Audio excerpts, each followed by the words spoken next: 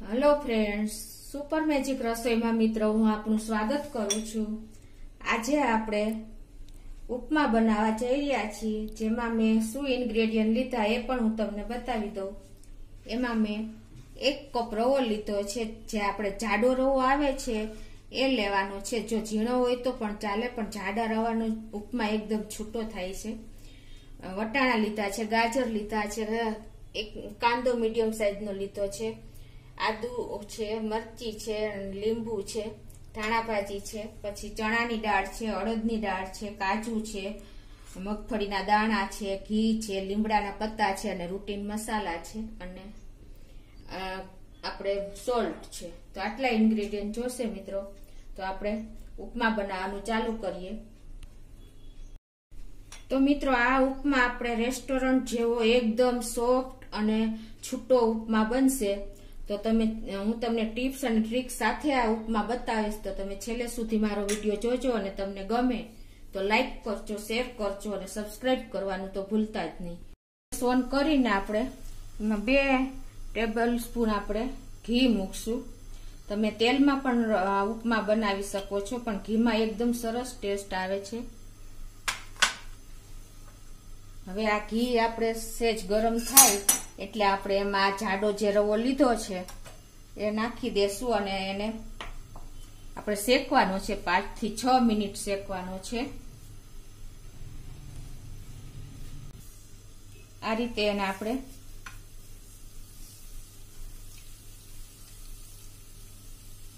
Slow flame ઉપર શેકવાનો છે। એનો કલર ચેન્જ ન થાય એટલા માટે આપણે એકદમ સ્લો ફ્લેમ રાખવાની છે અને એકદમ સરસ આ રવો આપણે છૂટો અને સોફ્ટ થાય એવો શેકવાનો છે। મિત્રો આને આપણે ખાસ એ ધ્યાન રાખવાનું છે, જો આના રવાનો દાણો એકદમ આપણે ફ્લફી થઈ જશે એટલે કે ફૂલીને સરસ થઈ જશે અને રવાના દાણા ઉપર કોટિંગ આવી જશે ને એટલે આપણા ઉપમામાં લમ્સ પણ નહીં પડે। અને જો તમે આ રીતે રવો શેકીને રાખ્યો હશે ને તો ગમે ત્યારે તમારે ઉપમા બનાવવો હશે ને તો એકદમ ટૂંકા ટાઈમમાં તમારો ઉપમા તૈયાર થઈ જશે। એટલે આવી નાની નાની તમે ખાસ ટિપ્સ ધ્યાનમાં રાખજો।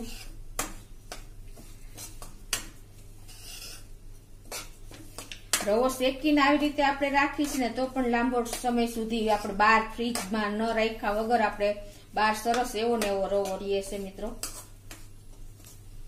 જો રવો શેકવાથી આપણો દાણો એકદમ રવાનો દાણો જોવો તમે જોઈ શકો છો ફૂલી ગયો છે। અને આપણે આ રવો મિત્રો પહેલેથી જ આપણે મેં જો 1 કપ રવો લીધો છે તો એની સામે આપણે 3 કપ પાણી લેવાનું છે।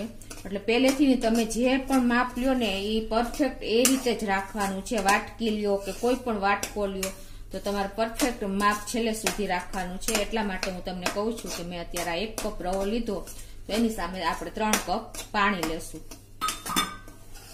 હવે મિત્રો આપણો રવો એકદમ સ્લો ફ્લેમ ઉપર જો કલર પણ ચેન્જ નથી થયો અને 5 થી 6 મિનિટ થઈ ગઈ છે અને આપણો રવો શેકાઈ ગયો છે। તો હવે હું એને એક વાસણમાં લઈ લઈશ। તો હવે મિત્રો આ જ પેનમાં આપણે 2 થી 3 ટેબલ સ્પૂન ઘી લઈ લેશું।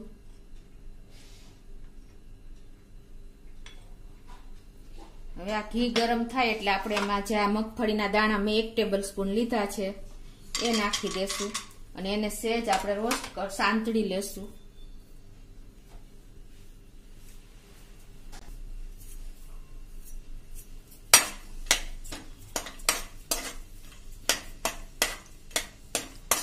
એક મિનિટ જેવા આપણે સાંતળવાના છે મિત્રો, સહેજ એનો કલર ચેન્જ થાય।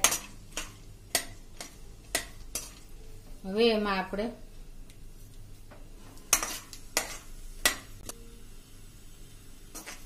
આ દાણા આપણા મગફળીના સહેજ અડધી મિનિટ જેવા રોસ્ટ થયા છે ત્યાં આપણે 4-5 કાજુના પીસ લીધા છે એ નાખી દેશું।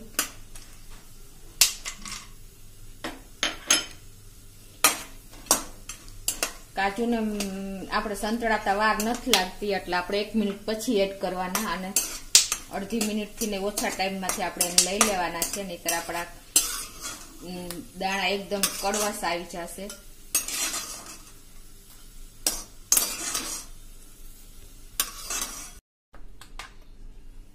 તો મિત્રો હવે આપણું ઘી ગરમ જ છે પેનમાં, તો એમાં આપણે અડધી ટીસ્પૂન જેવી રાઈ નાખશું.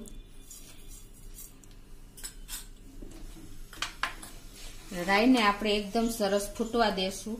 જો રાઈ તમારી કાચી રહેશે ને મિત્રો તો આપણા ઉપમામાં કડવાશ આવી જશે, એટલે આ ખાસ નોટ કરજો. જે બિગનર્સ હોય એ લોકોને ખ્યાલ નથી હોતો.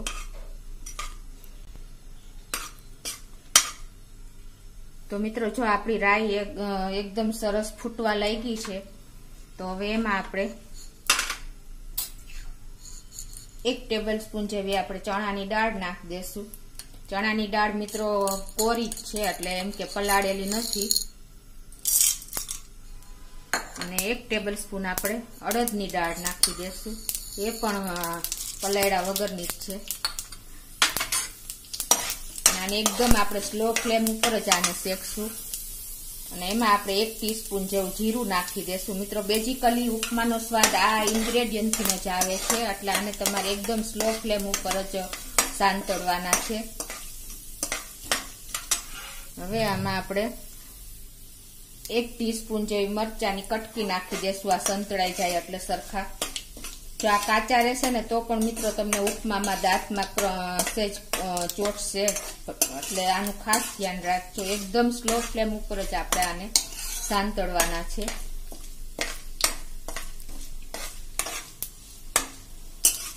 હવે આપણા દાળ અને બધું સરસ સંતળાઈ ગયું છે. હવે એમાં આપણે ટેસ્ટ એકોર્ડિંગ તમે જેવું તીખું ખાતા હોય એ પ્રમાણે લીલા મરચાની કટકી નાખવાની છે. આમાં આપણે મરચું નથી નાખતા, એટલે તમને જે અનુકૂળ આવે એ પ્રમાણે તમારે મરચાની કટકી નાખવાની છે. હવે એમાં આપણે 1 ટીસ્પૂન જેવું આદુ પણ ટેસ્ટ એકોર્ડિંગ નાખી દઈશું.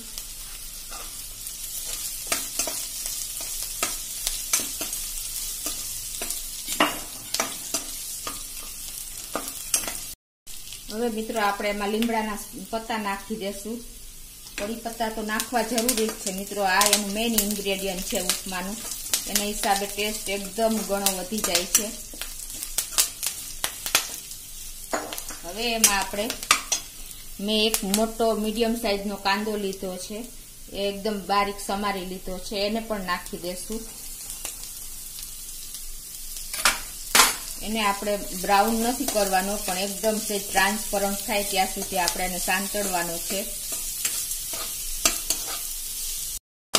કાંદા એકદમ સેજ ટ્રાન્સપરન્ટ થઈ ગયો છે, તો આ સ્ટેજ હવે આપણે મેં અડધો કપ વટાણા લીધા છે, લીલા વટાણા છે, એ નાખી દેશું. અને અડધો કપ જેવા મેં આપણે જે લાલ ગાજર આવે છે મીઠું હોય છે, એ અડધો કપ લીધું છે, એ નાખી દેશું. આને હવે આપણે સરસ એકદમ સ્લો ગેસ ઉપર થોડા સાંતળી લેશું. મિત્રો આમાં તમે બીજી સબ્જી, જો તમને બીજા શાક ભાવતા હોય, કેપ્સિકમ કે તો પણ બટેટું છે, એ પણ નાખી શકો છો.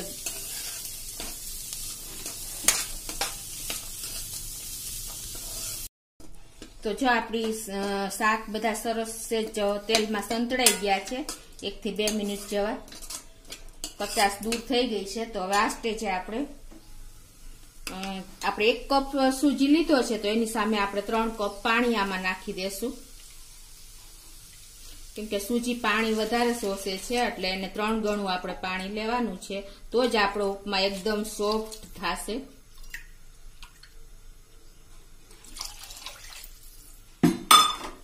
હવે મિત્રો આ એકદમ પાણી બોઇલ કરીને આપણે આને 2 થી 3 મિનિટ, કેમ કે આપણે જે શાકભાજી નાખ્યા છે એ ઉપમા રવામાં તો ચડશે નહીં, એટલે અત્યારે આપણે એને ઢાંકણ ઢાંકીને 2 થી 3 મિનિટ આમ ચડવા દેશું, એટલે આપણું પાણી એકદમ બોઇલ થઈ જાય. અને આ સ્ટેજે આપણે મીઠું નાખી દેશું ટેસ્ટ એકોર્ડિંગ. સૂજીના ભાગનું ને પાણીના ભાગનું આપણે મીઠું નાખવાનું છે શાકભાજીમાં.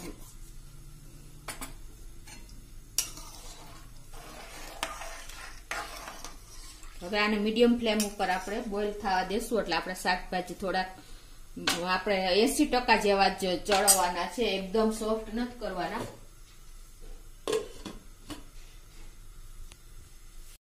તો મિત્રો 2 થી 3 મિનિટ થઈ ગઈ છે અને જો આપણા શાકભાજી પાકી ગયા છે થોડા ઘણા, એકદમ આપણે ફૂલ નથી એકદમ બોઇલ કરવાના, એકદમ 80% જેવા થઈ ગયા છે. તો હવે આ સ્ટેજે આપણે ગેસ એકદમ સ્લો કરી નાખશું. આમાં ધીમે ધીમે આપણે એડ કરતા જાશું અને હલાવતા જાશું મિત્રો. આ રીતે ગેસ એકદમ સ્લો કરી નાખવાનો છે. આપણે સૂજી એકદમ તમે જોઈ શકો છો શેકેલી છે, એટલે લમ્સ ન પડે એનું ખાસ ધ્યાન રાખવાનું છે.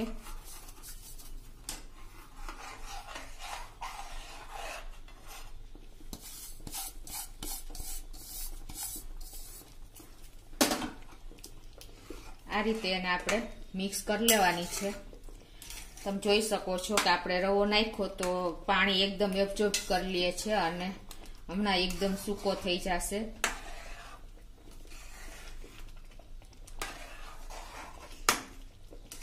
તો આ રીતે એને આપણે મિક્સ કરીને લમ્સ ન પડે એવી રીતે હલાવવાનો છે.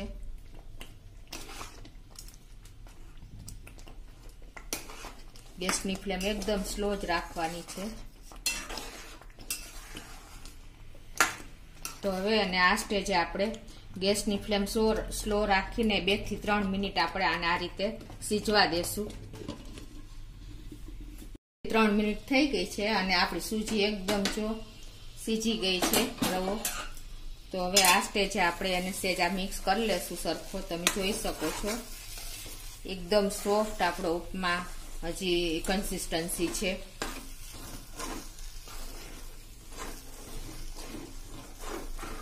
હવે આપણે 1 ટેબલ સ્પૂન જેવું આપણે ઘી નાખી દેશું. એને હિસાબે આપણો રવા એકદમ ઉપમા એકદમ સોફ્ટ રહેશે અને શાઇનિંગ પણ આવશે. અને 1 ટેબલ સ્પૂન જેવો આપણે લીંબુનો રસ નાખી દેશું. આ ઓપ્શનલ છે મિત્રો, જો તમારે એવોર્ડ કરવો હોય તો કરી શકો છો. એને બધાને આપણે આ રીતે મિક્સ કરી લેશું. અને લાસ્ટમાં હવે આપણે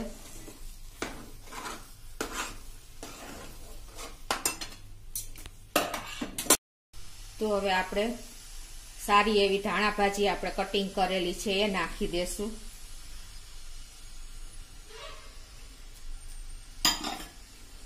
અને લાસ્ટમાં આપણે જે મગફળીના દાણા અને કાજુના દાણા જે રોસ્ટ કર્યા છે ઘીમાં એ નાખી દેશું. અને આ બધું હવે આપણે મિક્સ કરી લેશું. રેસ્ટોરન્ટ જેવો જ આપણો ઉપમા બન્યો છે. તમે જોઈ શકો છો એની કન્સિસ્ટન્સી એકદમ ફ્લફી થઈ ગયો છે. તો હવે આપણે ગેસ બંધ કરી દેશું અને એને આ રીતે 1 થી 2 મિનિટ ઢાંકીને રાખી દેશું. એટલે એકદમ સરસ આપણો ઉપમા તૈયાર થઈ જશે. મિત્રો જો આપણે ઢાંકણ બંધ કર્યું અને 2 મિનિટ થઈ ગઈ છે. તમે જોઈ શકો છો કે આપણો ઉપમા એકદમ દાણો પોહીને છૂટો થઈ ગયો છે અને એકદમ ફ્લફી આપણો ઉપમા તૈયાર થઈ ગયો છે. તમે જોઈ શકો છો એકદમ બાર જેવો જ આપણો ઉપમા તૈયાર થયો છે મિત્રો. તો તમે આ રીતે ચોક્કસ ઘરે ટ્રાય કરજો અને મને કોમેન્ટ બોક્સમાં જણાવજો કે આપણો ઉપમા કેવો થયો છે. તો મિત્રો હવે એને આપણે સર્વ કરી દેશું.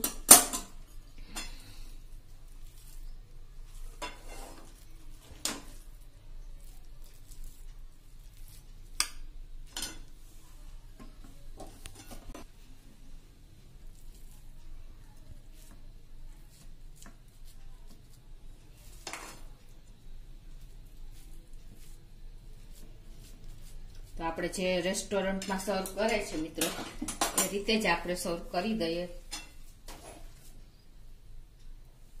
આ રીતે તમારે વાટકીમાં ભરીને સેજ પ્રેસ કરી દેવાનો છે અને પછી પ્લેટમાં અનમોલ્ડ કરશો એટલે આપણે આ રીતે જ બહાર જોઈએ છીએ ઉપમાને.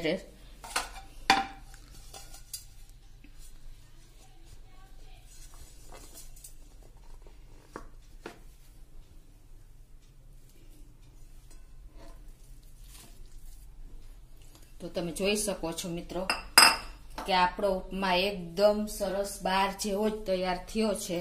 તો તમે આ રીતે ચોક્કસ ટ્રાય કરજો મિત્રો. અને તમને મારો વિડીયો ગમે તો લાઈક કરજો, શેર કરજો અને સબસ્ક્રાઇબ કરવાનું તો ભૂલતા જ નહીં.